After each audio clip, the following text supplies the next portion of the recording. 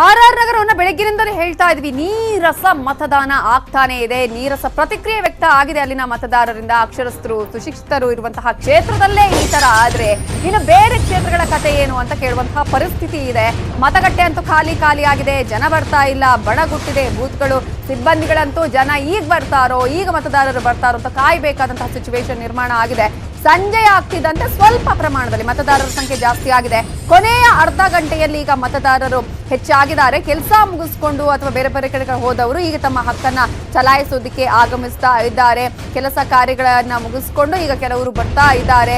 ಕೆಲಸಕ್ಕೆ ಹೋದಂತವರು ಕೆಲವರು ಈಗ ಬಂದು ತಮ್ಮ ಹಕ್ಕನ್ನ ಚಲಾಯಿಸ್ತಾ ಇದ್ದಾರೆ. ಸಂಜೆ ಆಗ್ತಾ ಇದ್ದಂತೆ ಸ್ವಲ್ಪ ಮತದಾರರ ಪ್ರಮಾಣದಲ್ಲಿ ಏರಿಕೆ ಆಗಿರೋದನ್ನ ನಾವು ಗಮನಿಸಬಹುದು. ಈಗ ಇರುವಂತಹ ಸಮಯ ಇದು ಕೋವಿಡ್ ಪೇಷಂಟ್ಗಳಿಗೆ ಇರುವಂತಹ ಸಮಯ, 5 ರಿಂದ 6 ಗಂಟೆಯ ಸಮಯ.